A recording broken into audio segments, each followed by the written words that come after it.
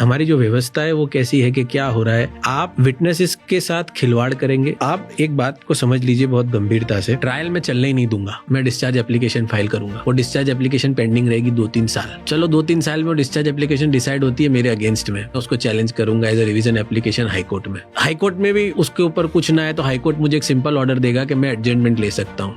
तो ट्रायल में मैं वो ऑर्डर साइड करके एडजमेंट दूंगा कि मैंने तो हाई कोर्ट में अपील करी है कि केस मेरे अगेंस्ट में गलत है, मुझे डिस्चार्ज करो, अब आप मुझे यहाँ पे ट्रायल में एडजमेंट दो। अब मैं जेल से बाहर हूँ, बेल पे हूँ, मतलब 15-15 दिन की तो तारीख पड़ेगी नहीं, महीने की तारीख पड़ेगी। हर महीने में ये क्या तारीख दे रहा हूँ, हाई कोर्ट में मेरी मैटर जो है वो मैं कुदा रहा हूँ। मान लो कि 2-2.5 साल बाद हाई कोर्ट भी मेरे डिसफेवर में देती है, मैं सुप्रीम कोर्ट में जाऊंगा, फिर मैं बोलूंगा कि हाई कोर्ट ने मेरे अगेंस्ट में रॉन्ग किया है पर सुप्रीम कोर्ट में मेरी मैटर पेंडिंग है तो मुझे एडजमेंट दो। ये अगर डेमोग्राफिक फ्रेम में तो ट्रायल तो मैं 7.5-8 साल ऐसे ही नहीं चलने दूंगा। बट एक दिन तो आएगा जजमेंट डे, पर तब तक तो सर केस ही खत्म हो जाएगा। लेकिन जो ये मोटी बात हमें समझनी है वो ये है कि मैक्सिमम केसेस में यही होता है। अगर होता इतना जल्दी तो 4.5 करोड़ केसेस देश में पेंडिंग नहीं होता।